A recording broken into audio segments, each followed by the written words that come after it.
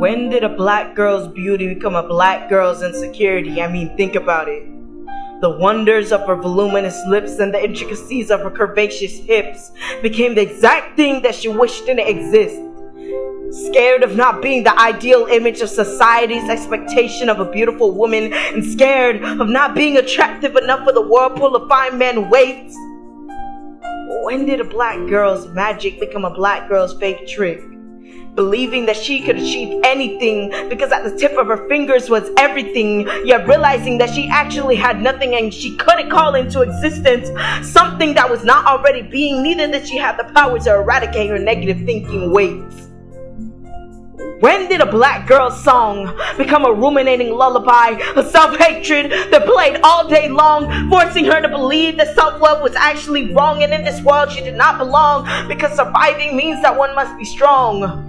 And that was a trait that had been forced out of her black genes. The very trait that built her black magic was derived from something tragic, which was then turned into something triumphant, that was then defeated again as if her struggles were something comic.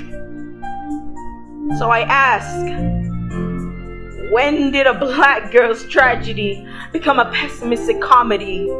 Finding the struggles of a poor black girl trying to make it in this world as hilarious because they thought that she was delirious, doing the best that she could to load up every compartment in the information center located in the top of her head with historical files, numerical figures, and personal inventories.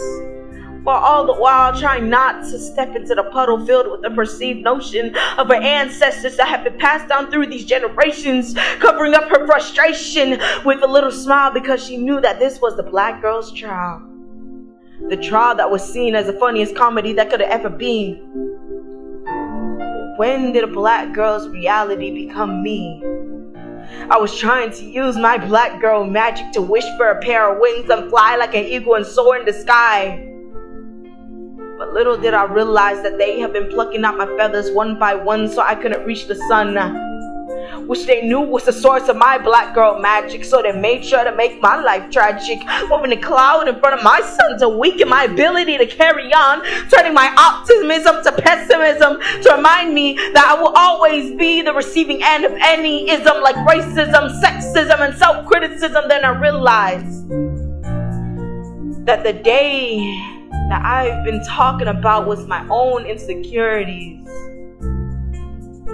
So how can I use my black girl magic when I don't even believe in it? See, the hardest thing about having low self-esteem is that you don't believe in yourself. You don't believe in a black magic that has been invested in you since birth because you have been taught that you have no worth.